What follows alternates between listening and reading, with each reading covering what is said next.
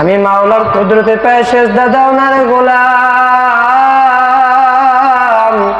অথচ আমি মালিক তোকে কত মায়া করিয়া বানাইলাম। এ বান্দা বান্দি, তুই যখন তোর মাকে মা বলিয়া ডাকো, তোর মায়ের কলিজা ঠান্ডা হয়ে যায়। মাওলা তোকে বড় আদর করিয়া মায়া করিয়া বানাইলাম। তুই যদি আমি আল্লাহকে আল্লাহ বলিয়া ডাক দিতে,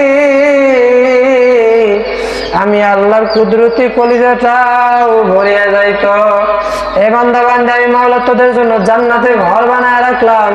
বান্দা বান্দি, তুমি দুনিয়াতে শুধু একটা আমল করবা, তোমরা সব সময় নিজের চেহারাটাকে ঢাকিয়া রাখা, নামাজ পড়বা, রোজা রাখবা, স্বামীর খেদমত করবা।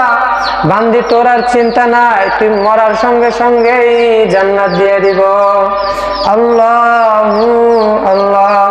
এজন্য আম্মা জানেরা এখনো পায়ে ধরি, জীবনে যা করছেন তো করছেন, এখন থেকে নিয়ত করেন পর্দা করবেন।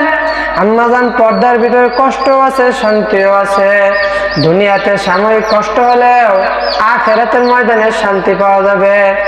আরে কত আল্লাহর বান্দা বান্দিদেরকে দেখছি যারা কত কষ্ট করিয়া পর্দা করত। ঢাকায় আমার এক বন্ধুর সঙ্গে আলাপ হয়েছিল।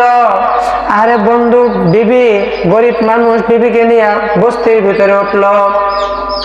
এমন গরিবের গরিব, বিবিকে নিয়ে যে সুন্দর একটা বাড়ি নিয়ে পর্দা করিয়া থাকবে, এই সামর্থ্য আল্লাহ পাক তাকে দান করেন নাই।